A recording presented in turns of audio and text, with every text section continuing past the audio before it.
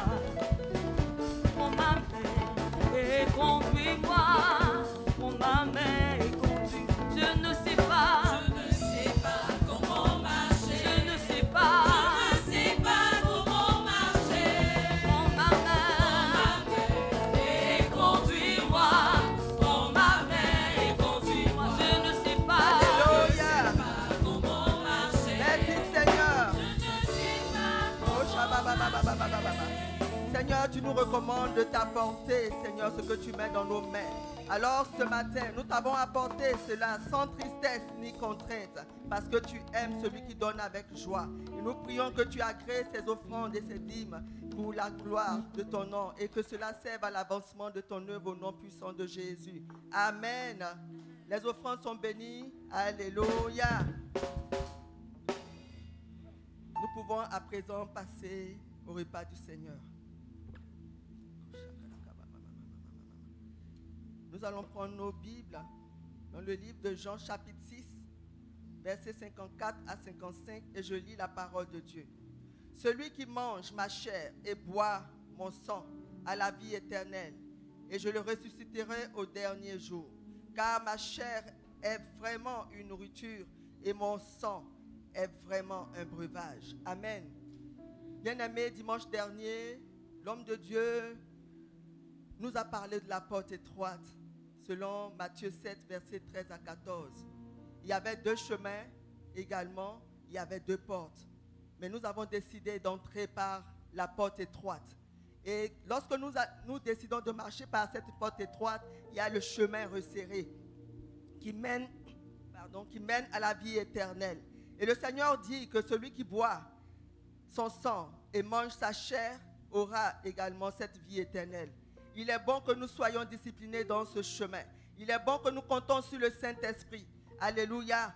Et le Saint-Esprit, ce matin, voudrait que nous nous appuyions non seulement sur la parole, mais également par obéissance à cette parole qu'il nous a recommandée. Il a demandé que nous puissions, chaque fois que nous nous retrouvons, oui, rompre le pain et que ce breuvage et la nourriture qu'il nous donne soit pour nous une force pour nous fortifier jusqu'à bon port. Que Dieu nous bénisse. Alors, pour ceux qui sont baptisés par immersion, nous vous invitons à vous tenir debout pour qu'ensemble nous prenions le corps et le sang de notre Seigneur.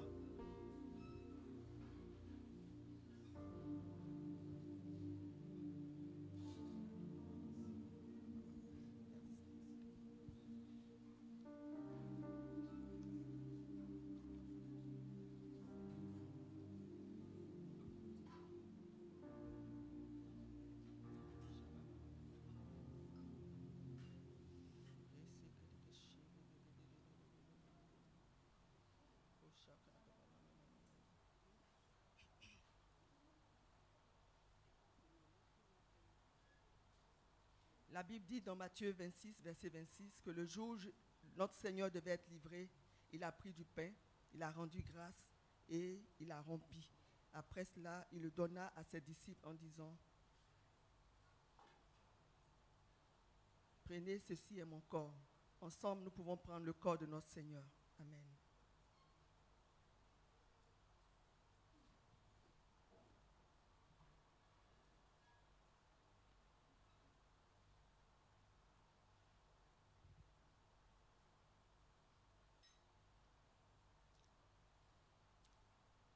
Après ce repas, il prit la coupe de vin.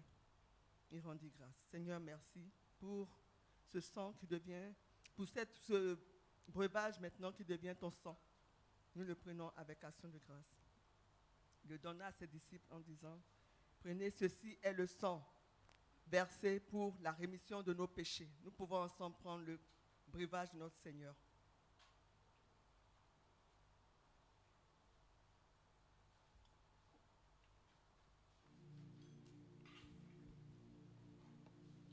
Merci Seigneur pour ton corps et ton sang qui nous donne la force pour marcher sur ce chemin resserré jusqu'à bon port au nom de Jésus. Amen.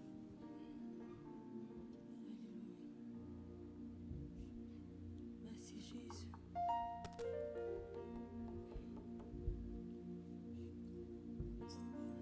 Prosterné à tes pieds, je viens, Jésus, devant toi, adorer, magnifier, celui qui s'est sacrifié, prosterné à tes pieds, Seigneur, à tes pieds, je viens, Jésus, devant toi, adorer, magnifier, celui qui s'est sacrifié, quittant son père pour la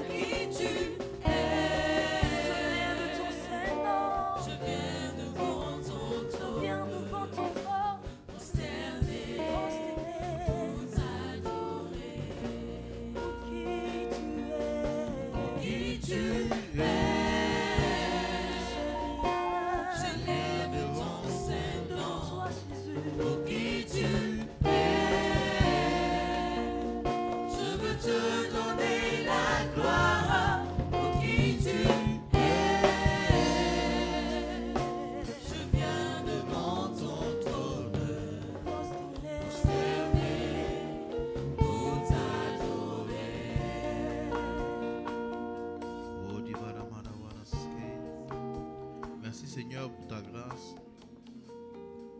pour la grâce que tu nous fais d'être assemblés ce matin dans ta présence. Merci pour ton esprit, merci pour nos vies. Merci parce que nous savons que tu as promis d'être avec nous et de nous conduire sur le chemin glorieux que tu as tracé. Nous bénissons ton nom, nous bénissons ta grâce, ta faveur. Nous sommes des enfants, nous sommes comme des brebis qui désirent te suivre afin de vivre comme tu as prévu. Viens Seigneur ce matin parler à nos cœurs. Viens donner la parole qui nous guérit, la parole qui nous fortifie et la parole qui nous restaure. Ta parole est la vérité, ta parole est la vie. Viens nous remplir et nous parler afin que nous puissions vivre selon toi. Merci Seigneur pour ce culte. Au nom de Jésus. Amen. Alléluia. Gloire à Dieu. Que Dieu bénisse les chantres.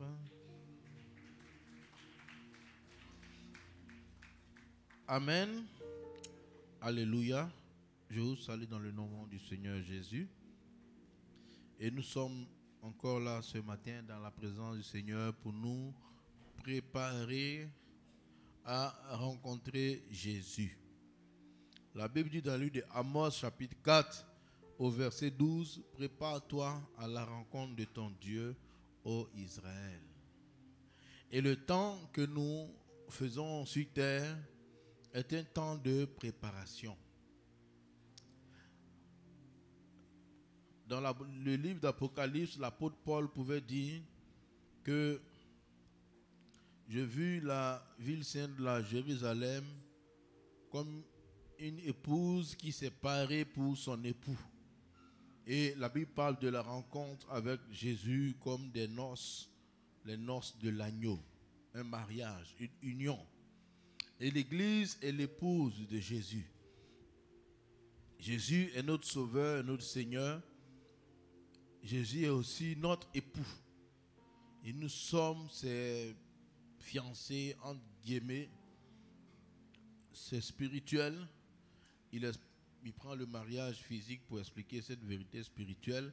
Mais ça parle de cette union que nous aurons avec lui lorsque nous le verrons, lorsque nous irons dans sa présence. Et nous le verrons tel qu'il est. Nous allons vivre sa vie telle qu'elle est. Ce sera une dimension excellente. Aujourd'hui, nous voyons en partie des choses.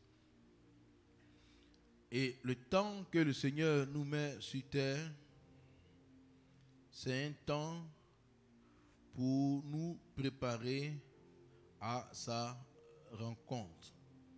Et il n'y a rien d'autre que ça. Si nous nous préparons à sa rencontre, ça veut dire que nous savons qu'il viendra. Alléluia.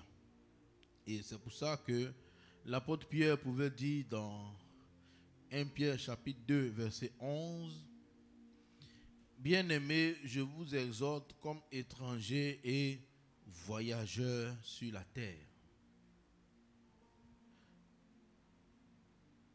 Étrangers et voyageurs.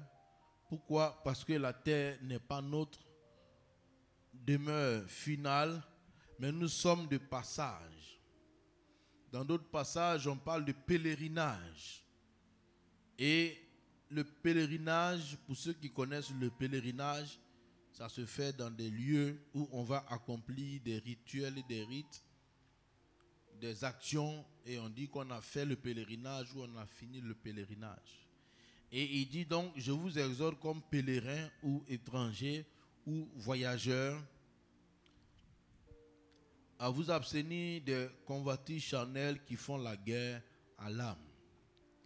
En même temps qu'il nous enseigne que nous sommes en pèlerinage, il nous enseigne qu'il y a une guerre sur terre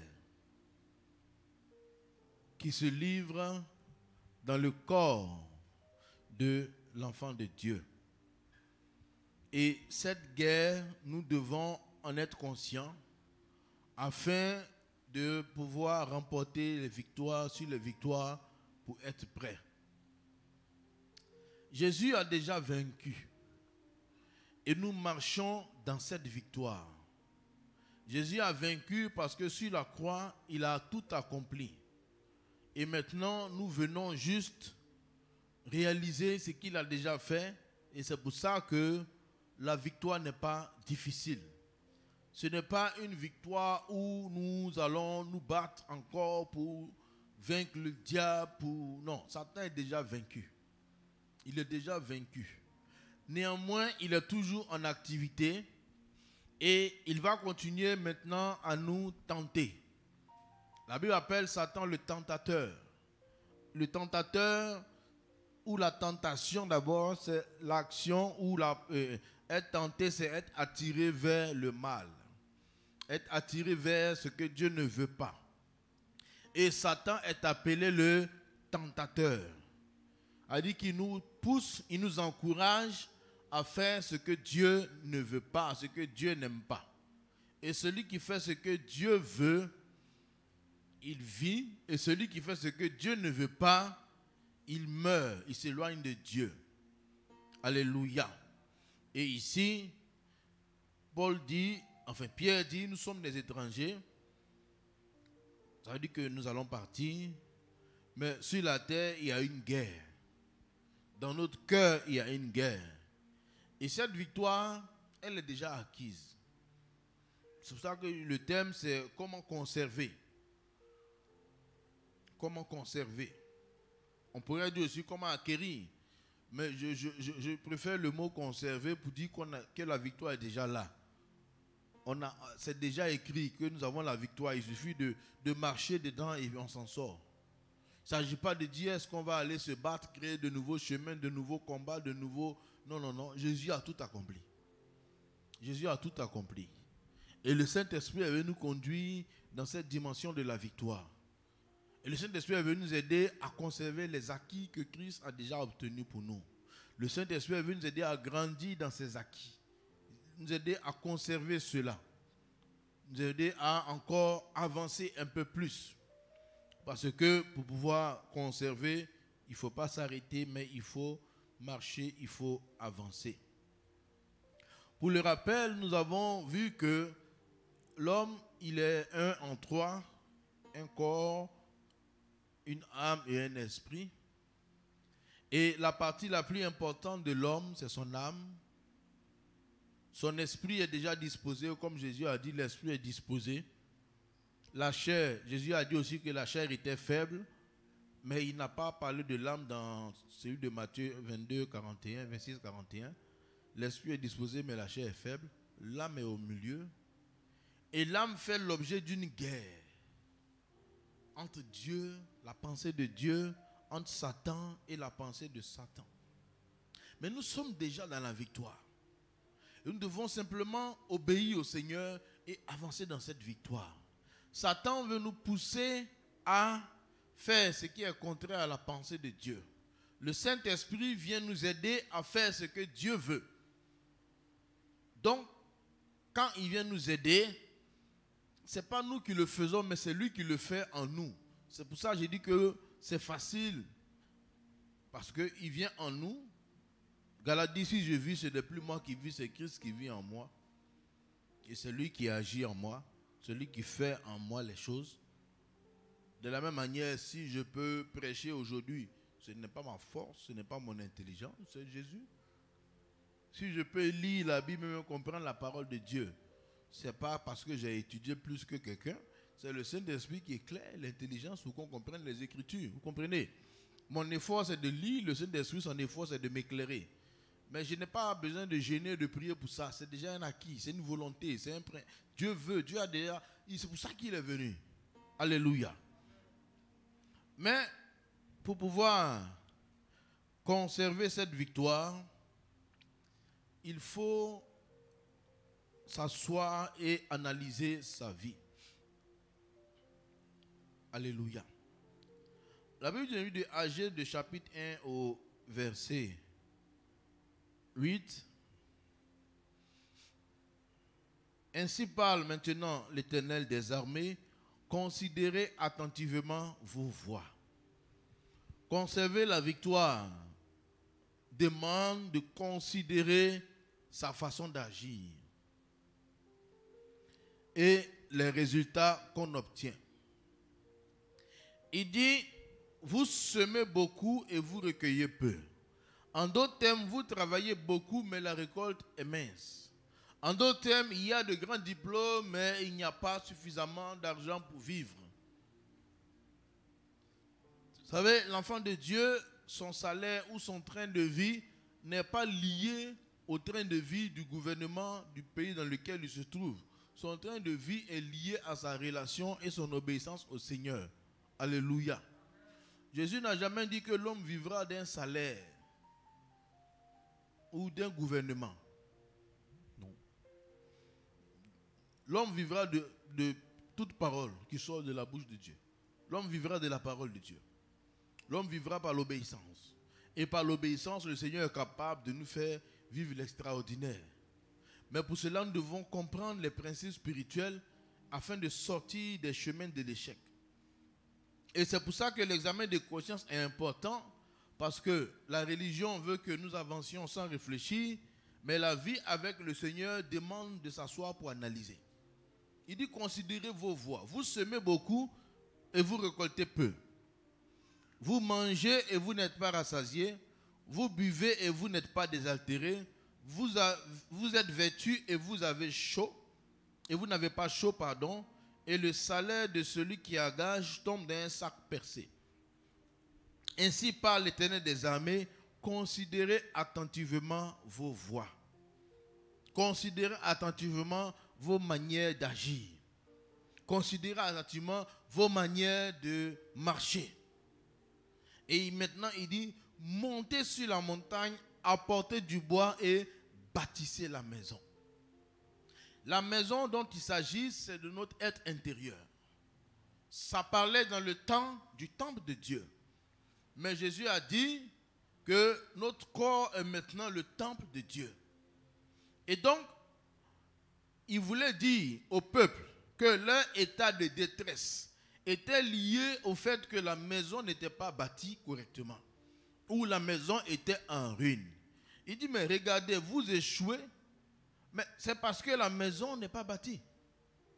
Parce que la maison n'est pas réparée. Et la maison, notre âme, notre corps, notre esprit n'est pas en bon état.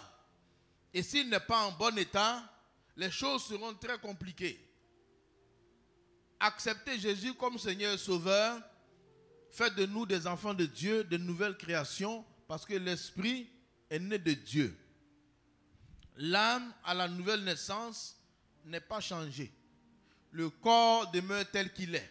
Le visage ne change pas. Mais Dieu dit, je suis une nouvelle créature. Donc ce n'est pas le corps qui est changé, c'est l'esprit qui était mort, qui est ressuscité, et le Saint-Esprit vient habiter dans cet esprit nouveau et lui donne de nouvelles possibilités de communiquer, de communier, de recevoir la pensée de Dieu, d'aimer Dieu, de faire ce que Dieu veut. La chair dans laquelle, qui est notre habitation, dans laquelle nous vivions depuis des décennies, est là, elle avait sa façon de vivre qui nous conduisait à faire ce que Dieu ne veut pas, et l'esprit est venu ressusciter mon esprit et vivre dedans, et il est venu avec la pensée de Dieu. L'âme est au milieu. Il est le centre de la maison. Si j'obéis aux pensées de la chair, je ne bâtis pas mon âme. Si j'obéis aux pensées de l'esprit, je bâtis mon âme, je bâtis ma maison. Je restaure, ou je travaille avec le Seigneur pour me guérir, pour me restaurer. Car lorsque je suis restauré, je n'aurai pas besoin de semer beaucoup pour récolter beaucoup. Je vais semer ce qu'il faut et je récolterai beaucoup. Pourquoi? Parce que je marche selon la pensée de Dieu. Lorsque nous marchons selon la pensée humaine, c'est très difficile. Lorsque nous marchons selon la pensée de Dieu, c'est un autre schéma, mais la vie devient plus facile. Nous sommes beaucoup plus en paix, beaucoup plus heureux, beaucoup plus épanouis. Et même les gens vont nous envier. Pourquoi? Parce que nous avons une sagesse et une intelligence qui n'est pas conventionnelle. Nous ne sommes pas connectés au réseau humain. Nous sommes connectés au réseau divin, au réseau spirituel. Là où il y a la pensée, il y a la sagesse de Dieu. Et dans l'Ancien Testament, il y a des hommes comme Daniel, comme Joseph et ses amis. Et David, qui avaient la pensée de Dieu. À qui Dieu révélait des choses. Qui écrivaient des choses au sujet du Seigneur. Et qui ont réussi à faire la différence en leur temps. Et nous aussi, nous devons pouvoir faire la différence dans notre temps. Et donc, la première étape qui est la conversion, enfin, la nouvelle naissance. J'aime mieux ça. La nouvelle naissance. La nouvelle naissance, c'est le fait d'accepter Jésus. La conversion, c'est le fait de changer de façon de vivre. Changer de façon de penser. Changer de façon de réagir. Changer les choses intérieures. Enlever les vieilles choses et remettre de nouvelles choses. Rebâtir notre être intérieur. Le début de la vie, le début de l'avancée, le début de la percée est beaucoup lié au fait qu'on puisse rebâtir l'homme intérieur. Un homme intérieur qui n'est pas rebâti peut être sauvé, mais son salut est menacé et même la place qu'il va occuper au ciel n'est pas bien placée. Et c'est pour ça qu'il disait, rebâtissez la maison. À tout moment dans notre vie, nous avons besoin de cet examen de conscience. À tout moment. Et au fur et à mesure que je considère, je suis éclairé. Et quand je suis éclairé, je reçois la pensée de Dieu. Paul pouvait dire encore dans la même dimension, dans le de 1 Corinthiens 11, versets 31 à 32, il dit, si nous nous jugions nous-mêmes, nous ne serions pas jugés. Se juger soi-même. Si nous nous jugeons, si nous prenons le temps de nous analyser, nous ne serons pas jugés. Parce que si on ne se juge pas, quelqu'un nous jugera à notre place et nous risquons d'être condamnés. Et c'est pour ça qu'il y a des mini-condamnations sur terre. Vous savez, la Bible appelle la fin des temps le jugement dernier. Si la Bible appelle la fin des temps le jugement dernier, ça veut dire qu'il y a des jugements premiers, deuxième, troisième, jusqu'à il y a un dernier qui est le plus grand. Et il y a des petits jugements sur terre.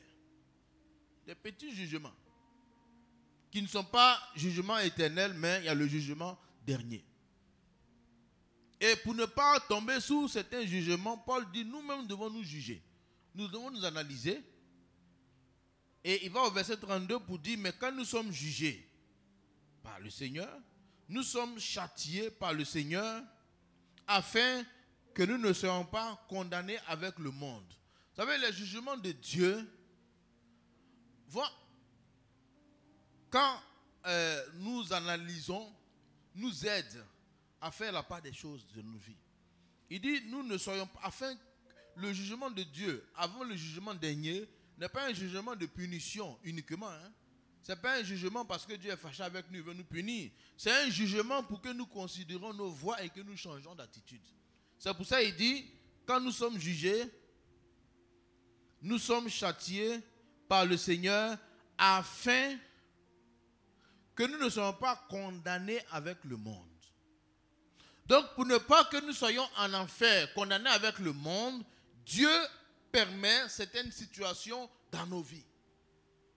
Et ces situations nous amènent à nous remettre en cause. Et personnellement, la remise en cause de ma personne m'a beaucoup aidé et continue à m'aider. Il faut toujours. Et je pense que c'est l'humilité qui aide même à faire ça. À se revoir. À revoir sa façon d'agir. À revoir sa façon de faire. À ne pas accuser les gens d'être responsables de ce qui ne va pas. À ne pas accuser le gouvernement. À ne pas accuser la famille. À ne pas accuser les sorciers. Vous savez, on peut accuser l'État. On peut accuser les sorciers. On peut accuser les parents. Mais le jour du jugement, là, personne ne sera jugé pour son ami. Le gouvernement ne sera pas jugé pour moi. Le sorcier de mon village ne sera pas jugé pour moi. Je serai jugé pour moi-même. Dieu ne va pas dire, bon, toi, tu devais être perdu, aller en enfer, mais comme celui-là t'a induit en erreur, tu es sauvé. Non. Ce n'est pas comme ça. Celui qui m'a induit en erreur, il va payer pour sa vie. Moi qui ai accepté l'erreur, je vais aussi payer pour avoir accepté l'erreur. Chacun sera fait. Et l'examen de conscience permet de faire le tri dans tout ça. Et le tri, c'est les résultats que nous avons. Il y a des résultats quand la vie chrétienne est normale, quand l'âme est restaurée. Parce que nous avons vu que la mesure universelle de la santé d'un chrétien, c'est la santé de son âme. Jean dit, il faut que nous prospérions comme prospère l'état de notre âme. Si mon âme est démolie, ma vie sera démolie. Si mon âme est guérie, ma vie sera à la dimension. Je ne dois pas en vouloir à quelqu'un. Je dois en vouloir à moi. Pas parce que je suis l'auteur de ma blessure, mais parce que j'aurais refusé la guérison, parce que la guérison est déjà acquise. C'est comme on va à l'hôpital et on tousse, on a mal au bras, on a mal au pied, et le médecin fait un diagnostic, il me tend une ordonnance, je vais à la pharmacie, on me donne le prix, j'achète le médicament, je le mets dans mon sac, j'arrive à la maison, je ne prends pas. Et je meurs. Si je suis mort, c'est la faute à qui? Au médecin? Non. C'est la faute à... J'ai refusé de prendre le médicament, c'est pour ça que je suis mort. Sinon le médicament était là. Quand j'ai dit que la victoire est là, Jésus a déjà tout vaincu, tout gagné. Mais le refus d'appliquer la solution de Dieu va nous amener à des problèmes et nous maintenir dans les problèmes. Donc il faut s'analyser, se juger pour savoir où on est. Et nous avons vu que on a vu les symptômes. Je veux rappeler ça rapidement. Mais quand on va dans Galates chapitre 5, verset 19 à 22, il y a les symptômes de la chair et les symptômes de l'esprit. Il y a les symptômes. Quand je me juge, je regarde les symptômes. Les symptômes, ce sont les signes cliniques, les signes qui apparaissent. Mon caractère, mon comportement, mes attitudes. Et en fonction de mes attitudes, je vais voir qu'est-ce qui me conduit. La Bible dit, marchez selon l'esprit et vous n'accomplirez pas les désirs de la chair. Donc, pour pouvoir vaincre la chair et conserver la victoire, je dois pouvoir marcher selon l'esprit. Et quand on marche, c'est comme une voiture ou un avion qui marche et qui fonctionne à un combustible, à un carburant. Si je marche avec le carburant esprit, je vais vaincre les œuvres de la chair. Mais si je marche avec le carburant chair, je serai esclave de Satan. Donc, marcher selon l'esprit, en d'autres termes, roulons au carburant du Saint-Esprit.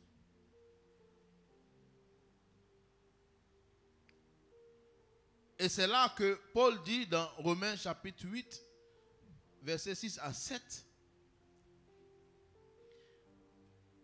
dans la version parole vivante, qui me plaît bien, en fonction du carburant avec lequel nous sommes alimentés, ça va nous demander soit de suivre nos instincts, soit de chercher la pensée de Dieu.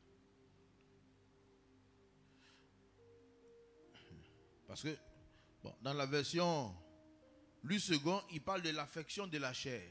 C'est celui qui aime la chair. L'affection de la chair, c'est la mort. Celui qui aime les boissons alcoolisées, frélatées, se détruit. Celui qui boit de bonnes boissons vit. Celui qui boit du koutoukou, de l'alcool, il y a des alcools à 70, à 80 degrés. Quand on boit, ça ne fait pas du bien au corps. Et aimer ça détruit. Mais aimer ce que Dieu veut fait vivre. Et dans la version parole vivante, tout c'est mieux expliqué. Il dit, or, suivre la pente de l'homme livré à lui-même. Donc l'affection de la chair, ça veut dire suivre la pente de l'homme livré à lui-même, ça veut dire suivre sa propre pensée. Suivre la pente de l'homme livré à lui-même, et ça veut dire aussi se laisser mener par ses instincts. L'instinct, c'est ce qu'on fait de manière naturelle sans réfléchir. Après avoir accepté Jésus, je commence ma vie chrétienne et je vais vivre forcément ma nouvelle vie par mes instincts. Mais la Bible dit que celui qui se laisse guider par ses instincts, il s'est allé à la mort.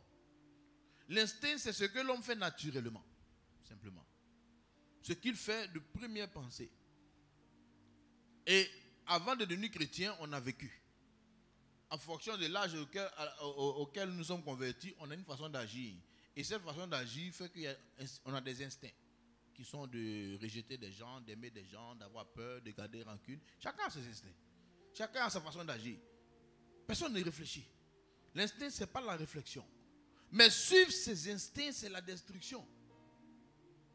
Or, rechercher la pensée de l'esprit, l'opposé de suivre l'instinct, c'est devant chaque situation de ne pas se laisser emporter, mais de rechercher la pensée de l'esprit devant chaque problème. Quand il dit si nous jugeons là, en fait c'est nous juger par rapport à Dieu. Qu'est-ce que Dieu aurait fait? Rechercher la pensée de l'esprit. Ensuite, obéir à cette directive. Voici ce qui nous conduit à la vie et à la paix. Celui qui recherche la pensée de l'esprit, c'est comme il s'alimente au carburant de l'esprit. Il s'alimente à la vie de l'esprit. Devant chaque situation, il ne se laisse pas conduire par ses instincts. Nos instincts, c'est charnel. C'est la jalousie, c'est l'envie, c'est la mauvaise estime de soi, c'est l'envie de paraître, c'est l'envie qu'on dise non, c'est l'envie de critiquer, c'est l'envie de commettre l'impureté, l'impudicité, c'est l'envie charnelle, sensuelle. Bref, ça c'est instinctif. Un homme qui est livré à ses instincts, il ne se soumet même pas à un autre homme, encore moins à Dieu. Parce que l'homme est rebelle même par essence. Instinctivement, l'homme est rebelle. Instinctivement, l'homme n'a pas envie de se soumettre à un autre. Mais l'esprit nous apprend autre chose. Autre chose. Et quand on lit la pensée de l'esprit, on n'a pas besoin d'aller très loin. Il faut commencer par les évangiles, les paroles de Jésus. Il faut aller aussi dans le livre des Proverbes, les paroles que Salomon a dites selon inspirées par Dieu. On voit les choses que Dieu veut. Et quand on voit les choses que Dieu veut, on voit que on peut être d'accord ou ne pas être d'accord avec ça. Et une des choses que on recherche selon l'esprit, quelqu'un m'a fait du mal. Instinctivement, on a bien envie de lui répondre par le mal. Ouais. C'est instinctif. Quelqu'un m'a critiqué dans mon dos et j'ai appris alors que je lui faisais confiance. Mon instinct va me dire quoi? Il ne faut plus lui parler. Ou défends-toi, critique-le aussi. Ouais, peut-être que sa critique est vraie. Et ça qui fait encore plus mal. Si ce qu'on a dit sur toi est vrai. Donc toi aussi, tu dois aussi mentir sur... Enfin, il a dit ça, mais est-ce que tu sais? Ça, c'est l'instinct. Maintenant, dans une situation où quelqu'un me critique, quelqu'un me fait du mal, quelqu'un me veut du mal, il y a mon instinct et il y a la pensée de Dieu. Celui qui veut marcher dans la victoire, devant chaque situation, doit chercher la pensée de Dieu. Et même pas chercher, mais il est dit rechercher. Parce que chercher, c'est une chose, mais rechercher, c'est chercher 2 fois au moins. Ça veut dire, parce que quand on dit chercher, ça veut dire que ce n'est pas visible. Ça veut dire que ce n'est pas facile à trouver. La pensée de Dieu ne saute pas à l'esprit. L'instinct est primaire, est grégaire, l'instinct est là. Et l'instinct veut s'imposer. Mais la pensée de Dieu, c'est, elle se recherche, elle a besoin de patience, elle a besoin de temps, elle a besoin de recul, elle a besoin d'analyse. L'instinct est dangereux. Et souvent, notre instinct peut être comparé, et souvent nous prenons nos instincts comme la voix de Dieu. Oui.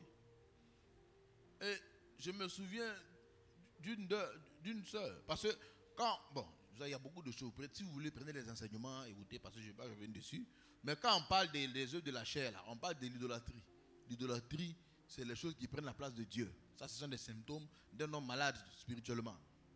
Et je me souviens, elle était venue et c'était en 2014, 15. Pasteur Mohamed, c'était, je pense, son dernier passage. Bon, pas son dernier passage, mais il venait chaque année pendant un temps. Et puis bon, il ne vient plus maintenant. Il est devenu grand. On se retrouve à Soukot. Et il était venu enseigner. Et quand il a fini d'enseigner, les jours qui ont suivi, une soeur qui était nouvelle à l'église est venue me voir. Pour dire, pasteur, vraiment, pendant que le pasteur prêchait, j'ai eu une révélation. Je me posais des questions par rapport à un sujet et pendant qu'il prêchait, j'ai eu ma réponse. J'ai dit Amen. J'ai dit de quoi il s'agit. Elle dit c'était au sujet du mariage. J'ai dit ah bon, elle dit oui. Elle dit j'hésitais si je devais marier ce frère ou non, ce monsieur ou non, mais dans le message j'ai trouvé ma réponse. J'ai dit c'est qui? Elle dit non, il est à Abidjan. J'ai dit il est à Vase d'Honneur. Elle dit non, il est de l'église catholique. J'ai dit ah, ok. Maintenant, vous êtes fiancés depuis quand? Depuis 2 mois. Vous allez vous marier quand? Dans 1 mois. J'ai dit, tu as entendu ça? C'est ce que tu as entendu dans ce qu'on a prêché. Il dit, c'est sa révélation. J'ai dit, hein? Oui, parce que la date est déjà tracée sur le moment. Est-ce que tu vas venir à la dot ou pas? J'ai dit, ma fille, cette affaire-là, ça dit, c'est ton instant. Je ne lui ai pas dit ça. Dit, la dot était déjà tracée. Le mariage était déjà calé. Les familles étaient déjà préparées. Frère, nous on a beaucoup d'ennemis. Je ne voulais pas augmenter mes ennemis. Amen. Dans le mariage, là, on s'est fait trop d'ennemis. Yeah. Les gens sont contre nous-mêmes. On veut les empêcher d'être heureux. Donc, bon, en fait, j'allais sauter dans l'affaire pour bloquer. Hein, mais l'affaire où toutes les familles sont réunies là, tu peux faire quoi? Et puis c'est à Abidjan même, c'est même pas ici. Il dit ça là, ma fille, ça là, vraiment. C'est ça que tu as entendu quand il a prêché? Il dit oui. C'est premier. J'ai fini son histoire. Hein. Deuxième, on était dans 12 jours de jeûne à Abidjan. Et il y a une dame qui était venue me voir, qui était catholique, et son mari venait chez nous, et elle est venue à l'église. À cause de lui. Et elle est venue me voir pour dire qu'elle a suivi ce mari-là parce qu'elle veut voir où il prie. Mais ça fait des semaines, il ne lui parle pas. Il dort à gauche, elle dort à droite. Ils ont mis un mur sur le lit invisible. Il ne lui parle même pas.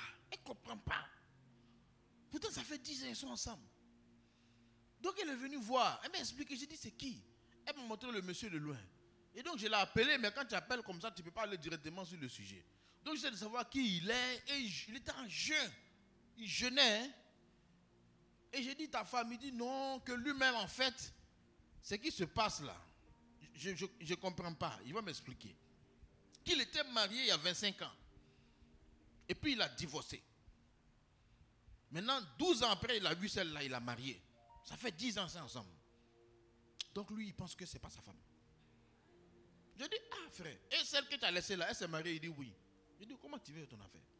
Je dis, bon, il faut laisser. Maintenant, au 11e jour de jeûne, je le croise sous le préau. Il dit, pasteur, j'ai eu ma révélation. Je dis, comment? Dieu m'a dit que ce n'est même pas ma femme, que là où je suis, le monsieur d'adultère. Je dis, ah. L'instinct. Et ça, son instinct, ça dit qu'il met ça dans le spirituel. Vraiment, j'ai parlé, j'ai laissé. Tu vois, il ment sur Dieu. Il ment. Toi, tu dis que tu as jeûne, tu ne parles pas à quelqu'un. Et tu penses que la voix que tu vas entendre, c'est Saint-Esprit. Mais si tu ne parles pas à quelqu'un, quelle voix tu vas entendre? C'est Satan. À la base même, déjà, tu es un désobéissant. Tu ne fais pas attention à la parole. Tu suis, toi, tu ne veux pas parler, tu ne parles pas. Tu parles. Et maintenant, tu viens jeûner en pensant que le jeûne va remplacer l'obéissance. Ce n'est pas vrai. Et donc, la sœur en question, même chose. Elle, c'était l'idolâtrie.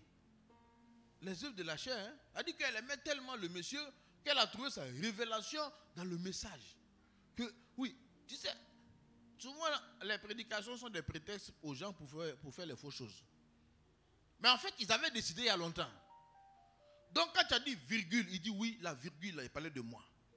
Quand la virgule, tu vois la virgule faire comme ça, non? Ça veut dire que comme ça fait comme ça, là, je dois laisser. Donc, virgule là. Donc, je dois laisser mon ancienne, ma femme là, pour prendre la nouvelle. Virgule, c'est comme ça. Le pasteur dit, si ça ne te plaît pas, tu fais virgule, tu vois, non? Donc, quand il a dit virgule là, j'ai senti une chaleur sur moi. Puis j'ai tremblé. Ça veut dire que c'était pour moi. Donc, maintenant, la femme qui est là, là, virgule, et puis je passe à autre chose. J'ai eu mon réma. C'est ce qui était dans son cœur là. C'est ça, il cherche toujours. Il ne se juge pas correctement. Il ne cherche pas la pensée de Dieu. Et quand elle est venue, elle va se marier. J'ai dit, écoute, ça là, je lui ai dit, ce que tu fais est très dangereux. Il dit, mais non, on se connaît depuis, on était jeunes, on était amis au quartier, les familles se connaissent. J'ai dit, ça là, c'est dangereux, on ne se marie pas en 3 mois, ma fille. Parce que vous ne savez même pas si vous vous aimez. Ça, c'est des sentiments. Vous n'avez même pas attendu. Non, je travaille, lui, il travaille. Il y avait l'argent. Et bon, finalement, ils ont fait le mariage grandiose. Grand. Je voulais essayer de rattraper. J'ai dit, le monsieur là, il faut que je parle. Qui vous a suivi? Finalement, j'ai vu que c'était affaire cuite. Ils ont fait le mariage. Les temps qui ont suivi, elle a eu des soucis au travail. Soucis au travail. Bon, elle a gardé son emploi. Elle était sous pression, il fallait la consoler.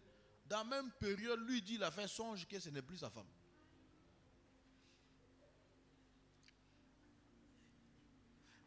Après 3 mois de mariage. Le jour où elle est arrivée à Abidjan, elle a mis ses bagages dehors. Elle vient, elle pleure dans mon bureau. Je ne sais pas ce que j'ai fait. J'appelle le monsieur, lui aussi, il me parle mal au téléphone. J'ai dit allô, allô. J'ai dit bonjour, c'est temps. Il dit oui. J'ai dit c'est pasteur. Il dit oui. Il y a quoi? J'ai dit non, je veux se voir, on peut se voir. Il dit à lui occupé. Hein. J'ai dit non, je suis à 100 je vais à Abidjan. Si tu veux, on peut. Si tu veux, on ne peut pas. C'était du genre, bon, il ne faut pas me fatiguer, quoi. On souffre, hein. Mais, il a vu que l'homme là, il n'est pas prêt même. Aujourd'hui, chacun a pris sa route. Parce que elle, son instinct était tellement fort que la parole même ne peut pas entrer. Beaucoup de m'échouent parce que les façons de voir là, c'est trop fort. Et ça devient spirituel souvent. Mais le résultat, il faut regarder.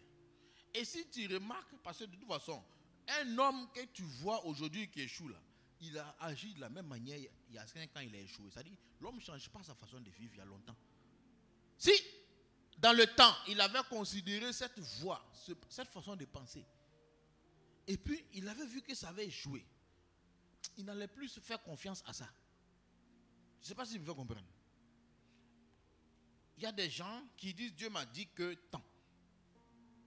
Et puis, ça échoue. Tu vas le voir qu'avant-hier, il avait dit Dieu m'a dit, ça a échoué. Avant-hier, il avait dit Dieu m'a dit, ça a échoué.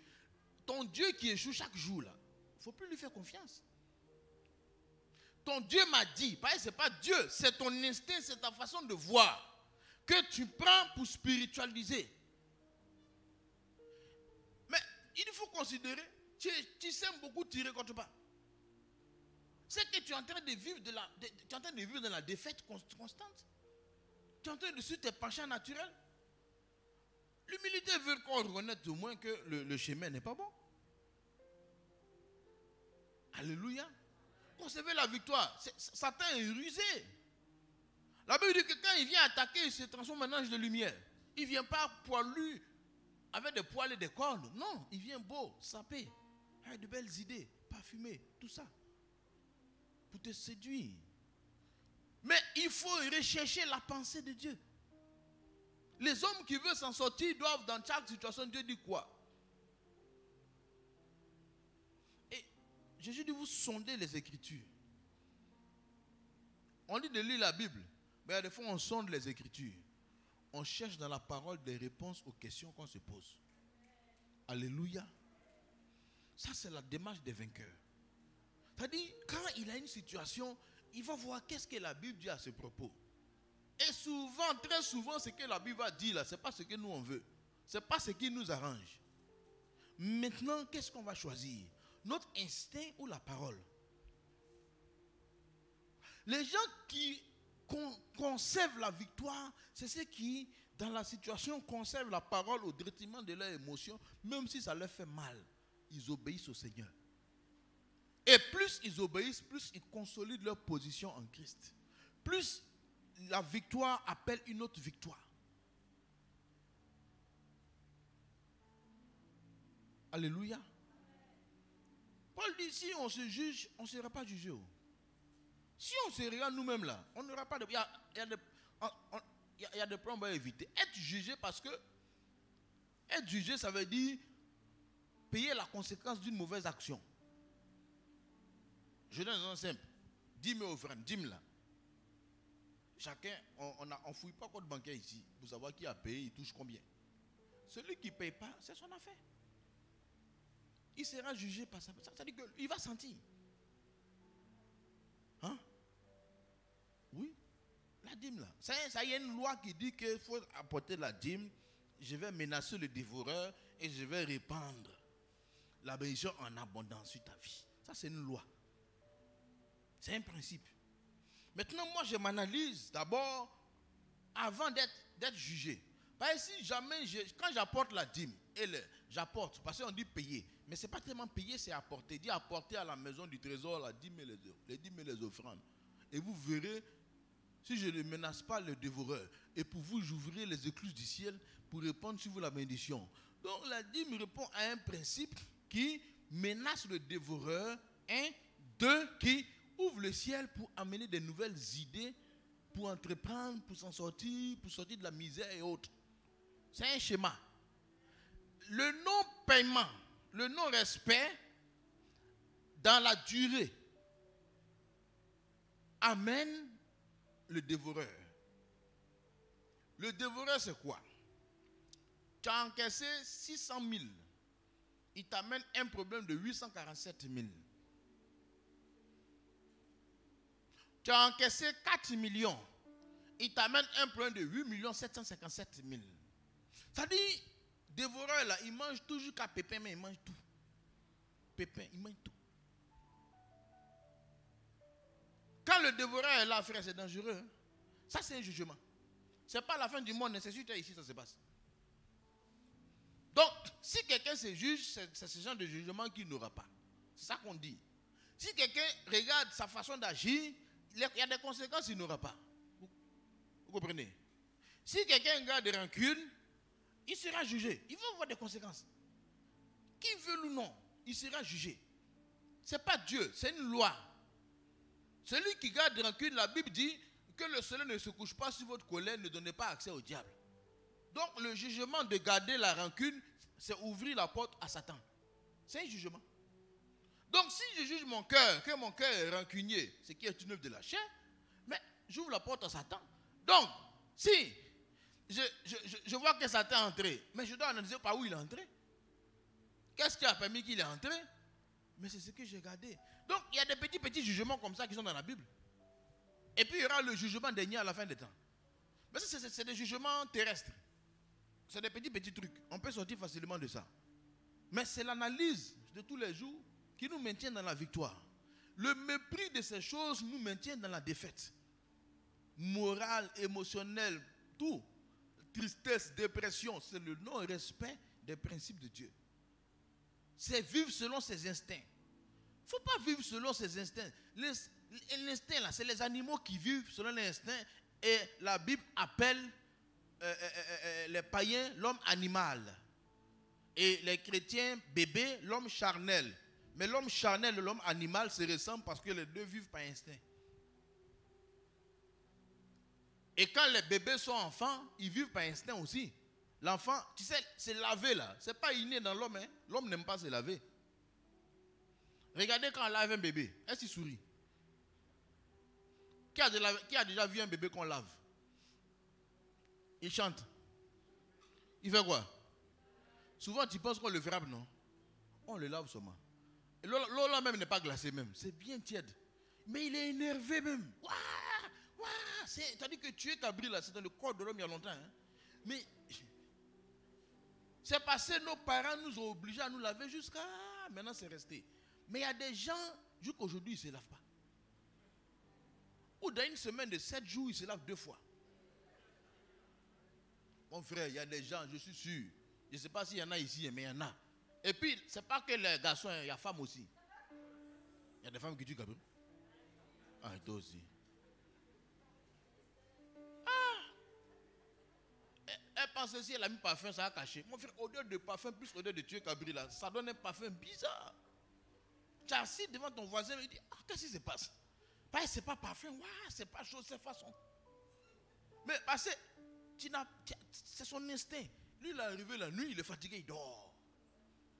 Mais un homme qui marche selon l'esprit, selon les principes de Dieu, il fatigue ou non, il va se laver. Oui. Même quand je suis fatigué, comment je peux me coucher, m'endors à 2 heures et même me laver. On m'a lavé, j'ai pleuré juste quand c'est resté. L'homme qui est guidé par l'esprit, les choses de l'esprit là, guide, laisse des traces, des bons comportements dans sa vie. Et forcément, il ne peut pas vivre selon la chair. Il est obligé de pardonner. Il ne peut pas. Il ne peut pas vivre dans l'impureté. Il ne peut pas durer dedans. Il ne peut pas. Il ne peut pas. Mais celui qui, dès de prime abord, a laissé la pensée de Dieu et il vit comme il pense. Lui, il est chrétien, il est sauvé. Maintenant, Dieu n'a qu'à se débrouiller pour l'aider. Non. Les instincts qu'on a eus là, on ne peut pas vivre comme des... C'est-à-dire, il y en a, Tarzan, tu vois Tarzan, non? Voilà, c'est des Tarzans modernes. Ils ne se lavent pas. Tarzan vit en brousse. Lui, il n'a pas de loi, n'a pas de principe. Il ne veut pas être guidé, il ne veut pas être orienté. Il y en a comme ça. Il ne faut pas leur donner instruction. Il veut vivre comme Mowgli, qui vivait dans la brousse avec les ours et les lions. Là-bas, les lions ne se lavent pas. Donc lui aussi, Mowgli, lui, c'était un tueur de cabri aussi. Voilà. Les lions, est-ce que les lions se lavent? Les lions ne se lavent pas. Mowgli ne se lavait pas. Il était à l'aise avec eux. C'était instinctif. Mais il faut analyser chaque point. Et chaque fois, rechercher la pensée de Dieu. Et chaque fois que je recherche, je fais l'effort d'obéir. Je dois sonder les Écritures pour voir qu'est-ce que Dieu dit dans telle et telle situation. On lit la Bible, oui. On dit lisons la Bible, oui.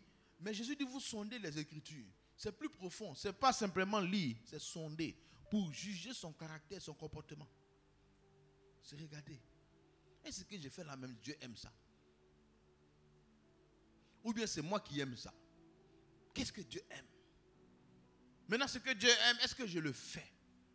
En le faisant, je suis en train de marcher par l'esprit. En ne le faisant pas, je marche par la chair. Et en marchant, celui qui marche par la chair, il meurt. Ce n'est pas la mort du cimetière, c'est la perte de tout. S'aimer sans récolter, sac percé, bref. Les problèmes. Frère, un homme qui a un problème là, c'est pas. On dit non, on m'a lancé un sort. Laissez les sorts en paix. Sort là, pourquoi ça n'atteint pas tout le monde? Amen. Ah, moi, mon père spirituel, je ne pense pas qu'on puisse lancer sort sur sa vie. Pourtant, il a chassé trop de démons et de sorciers dans tout 931 là. Si le sort devait tomber sur lui là, ce n'est pas petit sort. Dans chaque ville, même les gens, même il y en a qui sont morts, tout ça là. Il a décrété que les grands sorciers des villages là vont mourir. 2 semaines après, ils sont morts. Et ses cousins et sa confrérie, je pense qu'ils n'ont pas lancé sort. Mais sort passe pas. Pourquoi? Parce qu'il marche selon l'esprit. Donc, on t'a lancé un sort, ça t'a pris. C'est que tu es saurable. Ouais. Ou bien tu es saurabilisant, je ne sais pas. Es-tu saurable? Mon frère, un homme qui regarde la pornographie là, il va attirer des démons. C'est pas sort. C'est pas sort, hein. L'homme qui cherche femme de quelqu'un, c'est pas sort. Femme qui couche avec un homme marié, c'est pas sort. Laisse-le. C'est ce comportement qui te rend saurable. Ou bien saurabilisant. Ou saurabilisé ou saurabiliste. Bon, bref. Mais le gars est marié. Il n'a pas divorcé. Il dit non que ma femme, je vais la laisser. Toujours il dit je vais la laisser. Il n'a pas encore laissé. Toi tu es arrivé. C'est ça que tu cherches. C'est des menteurs. façon, il va, le jour où il te prend là, demain il va trouver quelqu'un, c'est la main, je vais la laisser. Non, de toute façon, un homme qui laisse une femme pour prendre une femme, il faut avoir peur. Peut-être toi aussi tu es femme.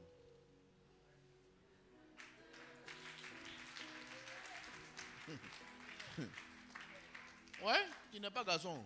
S'il a laissé femme pour te prendre, tu es en danger. C'est un laisseur. C'est un laisseur. Oui, c'est un laisseur. Il dit non, je ne l'aime plus. Hey, moi, il m'aime. Attends. Demain, il va te montrer. Il va aller chercher. C'est-à-dire, c'est pas sort. C'est pas sort. Il faut suivre ce que Dieu dit. Il faut suivre ce que Dieu dit. C'est simple. Il faut éviter l'impurité, l'impudicité, les lois. Hein? On parle de la loi de l'esprit et de vie et la loi du péché et de la mort. La loi du péché et de la mort, c'est la loi du commettre le péché qui conduit toujours à la mort. La loi du péché et de la mort, c'est une loi qui est là. Et celui qui fait rien, il est sous cette loi-là. Maintenant, celui qui marche dans la loi de l'esprit qui produit la vie, c'est celui qui recherche la pensée de Dieu et qui obéit. Donc la vie chrétienne n'est pas d'essayer de ne pas pécher. C'est de chercher la pensée de Dieu dans chaque situation. Et d'obéir. On n'est pas en train de s'en battre. Non, non, je ne regarde pas un film porno. Non, il faut laisser. Mon frère, on dit sonder les Écritures. Ouais, rapport entre sonder les Écritures et le film porno là. Il y a croisement. Dans la Bible, il y a quelle image bizarre dedans? Il faut lire ta Bible.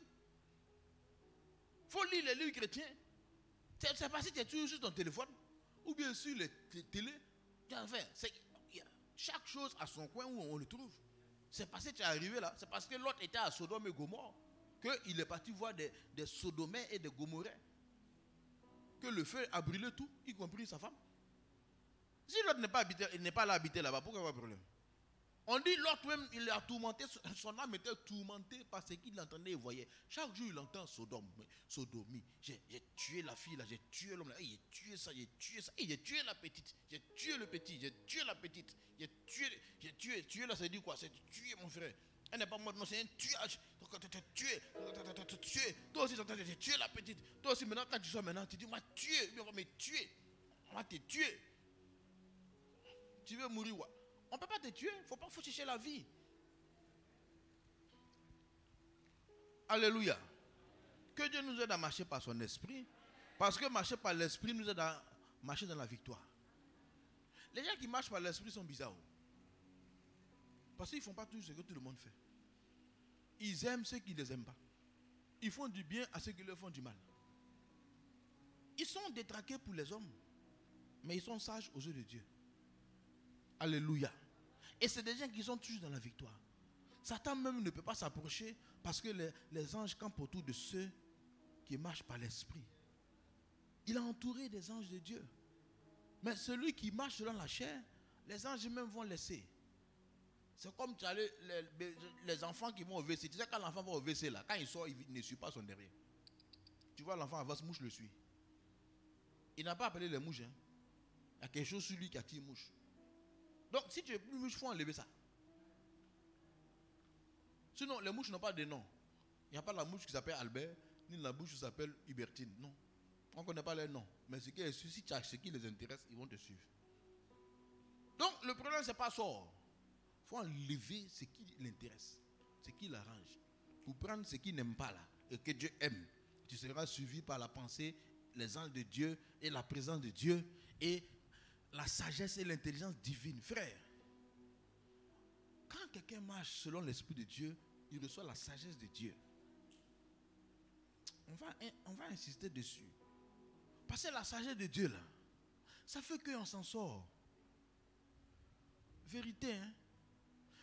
On a des idées, on ne sait pas d'où ça vient. Ça vient d'en haut. Un homme qui a la sagesse et la pensée de Dieu, il ne dure pas d'un problème. Mais un homme qui marche selon la chair, il dure d'un problème. Il n'a même pas de réponse. Aucune réponse. Il prie et maintenant il va prier. Ce n'est pas parce que tu vas prier 5 heures que tu vas entendre la voix de Dieu. Seigneur, parle-moi, Seigneur, parle-moi. À 8 heures, parle-moi. C'est comme ça. Non, hein. C'est pas affaire de prier. C'est pas parce qu'on a prié beaucoup. C'est la sagesse aussi. Tu marches. tu as fini de regarder film porno. Hein? Parle-moi. Il va te dire quoi? Tu sais que tu as regardé, c'est ça que tu vas voir dans tes yeux pendant que tu pries. C'est ça que tu vas voir. C'est ce que Dieu t'a dit. Mais c'est comme ça. Donc il faut lire ta Bible. Il faut écouter les enseignements. Il faut fréquenter les bonnes personnes. Et ensuite, on aura des réponses.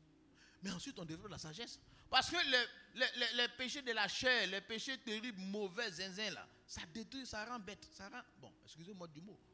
Mais ça rend de plus en plus... Regardez les païens, là, ils deviennent de plus en plus choses. Hein. La folie, là, ce n'est pas ceux qui mangent dans la poubelle seulement. C'est-à-dire qu'ils se détruisent, ils ont des raisonnements bizarres. Ça dit la mort. Et malheureusement, on a des chrétiens aussi, tu les vois sur cette pente-là. Ils empruntent la même pente que les non-convertis. Pourquoi? Mais parce qu'ils marchent selon la chair. Jugeons-nous par la parole. Sondons la Bible, trouvons la pensée de Dieu. Et obéissons à cette pensée. Soumettons-nous à cette pensée. Ça va nous faire mal, mais ça va produire la vie. Alléluia. Que Dieu nous aide. Car ce qu'il a mis devant nous est grand. Ce qu'il a mis devant nous est glorieux. Ce qu'il a mis devant nous est excellent. Ce qu'il a mis devant nous dépasse l'entendement. Ce que l'œil n'a point vu, ce que l'oreille n'a point entendu, c'est ce qu'il a révélé au Fils, ce qu'il a fait monter dans le cœur des enfants de Dieu. Dieu va nous montrer, va te montrer des choses qu'on n'a jamais vues. Tu ne seras plus dans l'imitation de vendre des sacs à main et chaussures. Tu vas créer des choses. Parce que le ciel n'est pas à court de création. Hein. Le Seigneur te montrera des créations dans le domaine qu'il t'a donné. Dieu est dans tout, mais celui qui se connecte, il reçoit tout. Comment approcher ta future femme? Il va te montrer pour qu'elle accepte. Il va te montrer. Et ta femme actuelle aussi, comment tu vas faire ça marcher? Il va te montrer. Ton patron, comment faire que ça marche? Il va te montrer. Tes collègues, comment faire que ça marche? Il va tout ça. C'est tout ça la prospérité. Mais c'est la vie de l'esprit qui produit ça. Et ça nous maintient dans la victoire. Alléluia. Que tu marches dans la victoire au nom de Jésus. Que devant chaque problème, le ciel te vienne en secours avec des solutions. Et même Dieu, qui a la solution avant le problème, va te donner les moyens avant même que le problème n'arrive. Et lorsque le besoin se présente, l'argent pour régler est déjà là. Alléluia. Que cela soit ton partage au nom de Jésus. Et que tu ailles de gloire en gloire. Parce qu'avec Dieu, on évolue. Alléluia. Cette année, tu as géré 25 000. Deuxième moitié de l'année, il va te donner à gérer 100 000. L'année prochaine, tu vas gérer 200 000. Encore, tu vois, on évolue comme ça. Que cela soit ton partage au nom de Jésus. Que ta sagesse et ton intelligence augmentent. Pour savoir discerner les ruses, les tentations. Et choisir la vie de Dieu. Et s'éloigner des ruses et des tentations de Satan. Que cela soit ton partage au nom de Jésus. La Bible dit que l'Église doit montrer au monde la sagesse infiniment variée de Dieu. Ça veut dire que devant les problèmes, nous chrétiens, de toute façon on va résoudre. Les païens vont avoir la bouche ouverte pour dire comment tu as fait. Tu vas dire c'est Dieu qui m'a parlé. Il va dire ton Dieu là il m'intéresse. Alléluia. Frère, quand on échoue, Dieu n'est pas content. Personne ne veut voir son enfant échouer. Dieu n'est pas juste pour qu'on a au ciel. On est déjà enfant de Dieu. Donc il n'y a plus de gain là-dedans. L'autre gain c'est la réussite. Quand on dit résultat du bac, je crois pour avoir le bac c'est 140 points, non? Et puis l'enfant a 200, l'enfant a bloqué compteur 250 points. Moi quand j'ai eu le bac c'était 200 points mon frère, c'était chaud. Mais mon enfant va me dépasser par la grâce de Dieu. Alléluia. Mon frère il n'était pas chrétien. Donc c'est Dieu même qui m'a aidé, j'ai eu le bac là. Payer son païen il vit mal. Mais tu bloques le compteur, 300, 350. On dit, qu'est-ce qui se passe? À cause de Jésus. Je suis intelligent. Alléluia. Tes enfants seront intelligents. Intelligents. On dit, mais qu'est-ce qui se passe? À cause de Jésus. On dit, mais qu'est-ce qui se passe? Mais c'est à cause du Seigneur. C'est pas nous, hein. On ne sait pas, mais c'est comme ça. Et puis, que cela soit ton partage au nom de Jésus. Que cela soit ton partage au nom de Jésus. Marchons par l'esprit et nous allons vivre la vie véritable. Et nous marcherons de gloire en gloire et de victoire en victoire. Analysons pour nous éloigner de tout ce qui est mauvais. Et nous vivrons la vie de Dieu en abondance. Et aucune tentation ne sera au-dessus de nos forces. Parce que le Seigneur sera notre force, et notre guide, et notre espérance. Que cela soit ton partage au nom de Jésus. Alléluia.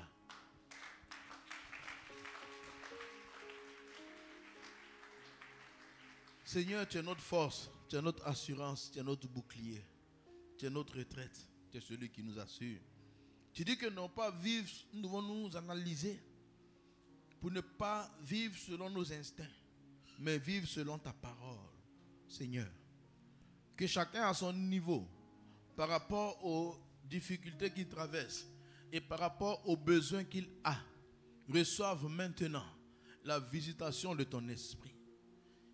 Qu'il reçoive maintenant la force pour s'éloigner de ce qui peut tuer. Et reçoive l'esprit qui donne l'obéissance, l'esprit qui donne la vie, l'esprit qui comble de joie, de paix, d'amour, d'espérance, de sagesse spirituelle. Oh Dieu, nous sommes ton peuple qui doit faire la différence sur cette terre. Et cela se fera par ta grâce et par ta puissance. Parce qu'au travers de nos vies, plusieurs verront ton règne et diront que ton règne est grand et ton règne est bon. Parce qu'ils nous auront vu dans le passé comment on était en train d'échouer et comment maintenant nous sommes sur la pente de la réussite et de la victoire. La pente de la création et de la créativité. La pente des solutions et non des problèmes. La pente de la joie et non des larmes. La pente de l'espérance et non du désespoir. La pente de la réussite et non de l'échec. Oui, l'affection de l'esprit, c'est la vie et la paix. Que ta vie nous inonde. Que ta paix et ta joie nous inondent. Et que tout problème qui n'est pas problème devant toi, nous ayons toujours des solutions. Parce que la pensée que tu nous as donnée, elle est la véritable. Merci Seigneur pour ta grâce. Merci pour chaque personne ici présente ce matin. Que les liens de la mort qui avaient environné plusieurs soient brisés. Que les chaînes des addictions au péché de la chair soient brisées. Et que ta main protectrice du Saint-Esprit vive en chacun de nous. Que ton nom soit béni, Père. Au nom de Jésus. Amen. Alléluia. Amen. Nous allons apporter au Seigneur nos offrandes et nos dîmes conduits par les chanteurs.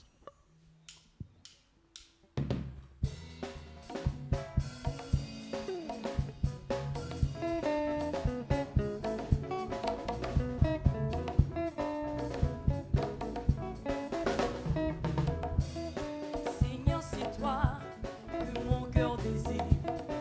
Puis je renonce à ma volonté, me livrant totalement pour te servir. Prépare-moi, consume-moi le péché. Seigneur, c'est toi. Seigneur, c'est toi que mon cœur désire. Puis je renonce à ma volonté, me livrant totalement pour te servir. Prépare-moi, consume-moi le péché. Père, nous te rendons grâce et nous bénissons ton nom pour ces offrandes que tu nous as fait la grâce de les apporter dans ta maison qui est la maison du trésor. Arrose toutes les mains qui ont pu apporter ce matin au nom de Jésus. Amen. Nous acclamons le Seigneur pour les offrandes. Alléluia. Alors ce matin, est-ce qu'il y a des personnes qui nous visitent pour la première fois? C'est ton premier culte à l'église Vase d'honneur, l'Assemblée des conquérants. Je vais te demander de te tenir debout parce que nous voulons faire ta connaissance. Alléluia. Alléluia. Bon, on acclame le Seigneur. Amen. Voilà. Le panier des offrandes, s'il vous plaît.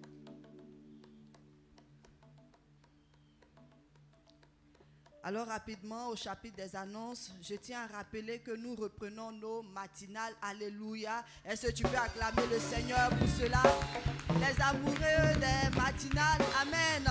Voilà, nous reprenons, c'est yes, c'est oui, par la grâce de Dieu. Nous allons reprendre le mardi 4 août de 6h à 7h. Amen. Alors pour cette nouvelle dynamique, nous ne viendrons qu'une seule fois dans la semaine, c'est-à-dire tous les mardis à partir du 4 août. Alléluia. Et nous encourageons les uns et les autres à venir massivement parce que c'est dans ces moments-là que le Seigneur nous arrose de ses bontés. Amen. Alors nous allons nous tenir debout. Je crois que c'est fini pour les annonces. Nous allons nous tenir debout pour la prière de fin. Sans toutefois rappeler que nos équipes de prière, les trios de tribus sont de service en semaine pour leur temps d'intercession. Et aussi rappeler que le mercredi, nous avons le mercredi des conquérants. Voilà, mercredi des conquérants. Si tu es un conquérant, dis à ton voisin, sois présent ce mercredi. Parce que tu es un conquérant, tu seras présent ce mercredi. Amen. Nous prions. Père, nous voulons te célébrer et nous voulons te rendre toute la gloire pour cette puissante, glorieuse parole que nous avons reçue. Merci parce que tu as fait de nous, ô Dieu, ces privilégiés qui ont pu entrer dans ton sein ce matin afin de recevoir de toi le carburant dont il a besoin. Père, nous décidons de choisir le carburant meilleur qui est le sien, celui-là même de marcher par l'esprit, afin de ne point accomplir les œuvres de la chair, afin de ne pas marcher, afin de ne point affectionner les œuvres de la chair, mais de nous laisser conduire par toi au travers de ton carburant. Merci parce que cette parole, oh Dieu, elle reste intarissable, indélébile, Seigneur, sur la table de notre cœur. Et accorde-nous, Seigneur, de marcher selon elle dans le nom de Jésus. Bénis la semaine de tout un chacun. Bénis, arrose les maisons, arrose le travail, le fruit de nos mains. Et que cette semaine soit remplie de témoignages puissant et glorieux pour toi. C'est dans le nom de Jésus que j'ai prié. Et toute l'assemblée dit agréable dimanche à chacun de nous.